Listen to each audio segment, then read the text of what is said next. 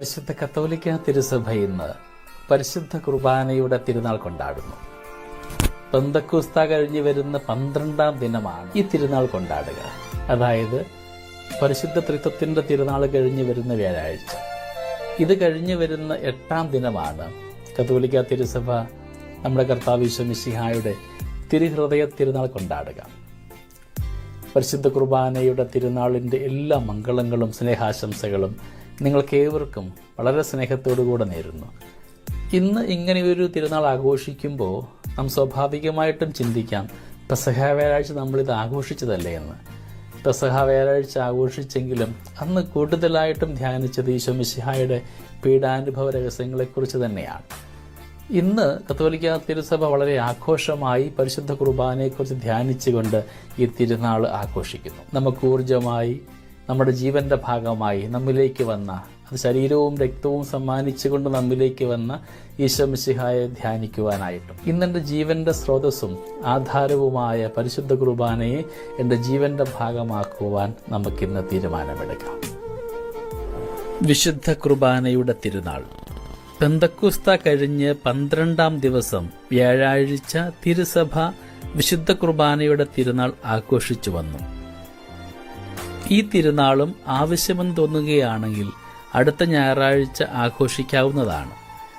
ഈ തിരുനാൾ സ്ഥാപിക്കുന്നതിന് മുൻകൈ എടുത്തത് ഒരു ബെൽജീനിയൻ അഗസ്തീനിയൻ കന്യാസ്ത്രീയായ വാഴ്ത്തപ്പെട്ട ജൂലിയാനയാണ്. അവൾക്ക് 16 വയസ്സുള്ളപ്പോൾ ഈശോ അവൾക്ക് പല പ്രാവശ്യം കാണപ്പെടുകയുണ്ടായി. ഈശോ ഒരിക്കൽ അവളോട് പറഞ്ഞു, സമരസഭയിൽ വിശുദ്ധ കുർബാനയുടെ ഒരു തിരുനാൾ ഇപ്പോൾ ഇല്ല. അത് സ്ഥാപിച്ചു കാണുവാൻ ഞാൻ ആഗ്രഹിക്കുന്നു. ഇപ്പോൾ അത് പെസഹ വ്യാഴാഴ്ച ആഘോഷിക്കുന്നുണ്ട്. എന്നാൽ അന്ന് എൻ്റെ പീഡാനുഭവവും മരണവുമാണ് കൂടുതലായി ചിന്താവിഷയമാകുന്നത്. ആഘോഷപൂർവ്വം സർവ്വ ക്രിസ്ത്യാനികളും അത് കൊണ്ടാടണം. അതിന് 3 കാരണങ്ങളുണ്ട്. ഈ ദിവ്യരഹസ്യത്തിലുള്ള വിശ്വാസം ശക്തിപ്പെടേണ്ടിയിരിക്കുന്നു. ഇപ്പോൾ അത് ചോദ്യം ചെയ്യപ്പെടുകയാണ്. ഇനി അവിശ്വാസം വർദ്ധിക്കുകയുള്ളൂ. സത്യം അറിയുവാൻ ആഗ്രഹിക്കുന്ന വിശ്വാസികളെ ഈ രഹസ്യം ശരിയായി പഠിപ്പിക്കണം. ജീവന്റെ ഉറവയിൽ നിന്ന് പാനം ചെയ്ത് അവർ ശക്തി പ്രാപിക്കണം.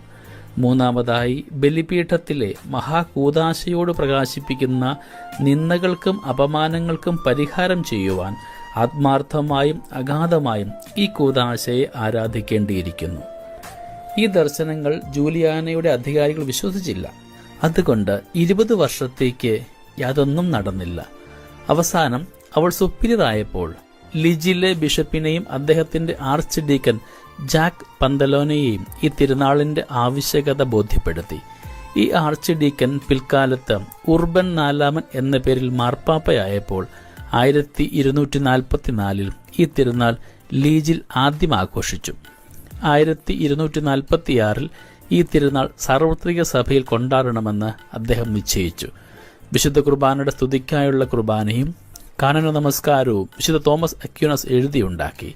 വിശുദ്ധ കുർബാനയുടെ വാഴ്വിന്റെ സമയത്ത് പാടിയിരുന്ന ലത്തീൻ ഗാനങ്ങൾ അവയിൽ നിന്ന് എടുത്തവയാണ്.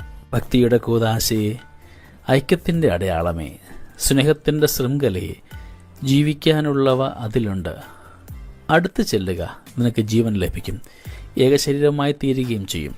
സ്വർഗത്തിലേക്ക് ദിവ്യവിരുന്നിന് പോകുന്നത് പോലെ നിങ്ങളുടെ ആരാധനയ്ക്ക് നിങ്ങൾ പോകുവിൻ. നിന്നോട് തന്നെ നീ പറയുക, അവിടുന്ന് എന്നെ ക്ഷണിച്ചിരിക്കുന്നു, അവിടുന്ന് എന്നെ കാത്തിരിക്കുകയാണ്, അവിടുന്ന് എന്നെ കാണാൻ ആഗ്രഹിക്കുന്നു. നമ്മോടൊപ്പമാകാൻ വേണ്ടിയിട്ടാണ് ഈശോ മിശിഹ കുർബാനയായിട്ട് മാറിയത്. ജീവിതത്തിൻ്റെ എല്ലാ ഇടങ്ങളിലും ഈ കുർബാന നമുക്ക് ആസ്വദിക്കാം. പരിശുദ്ധ കുർബാനയുടെ തിരുനാളിൻ്റെ എല്ലാ മംഗളങ്ങളും ഏറെ സ്നേഹത്തോടുകൂടെ നിങ്ങൾക്ക് ഏവർക്കും നേരുന്നു. കുർബാന ജീവന്റെ ഭാഗമാകുവാൻ, അതൊരാഘോഷമാക്കുവാൻ, അത് ആസ്വദിക്കുവാനായിട്ട് നമ്മളെ ഏവരും യോഗ്യരാക്കണമേ എന്ന് നമുക്കിന്ന് പ്രാർത്ഥിക്കാം. നമ്മുടെ കർത്താവ് ഈശോ മിശിഹായുടെ കൃപയും പിതാവായ ദൈവത്തിൻ്റെ സ്നേഹവും പരിശുദ്ധാത്മാവിൻ്റെ സഹവാസവും നമ്മുടെ കൂടെ എന്നും ഉണ്ടായിരിക്കട്ടെ, ഇപ്പോഴും എപ്പോഴും എന്നേക്കും. ആമേൻ.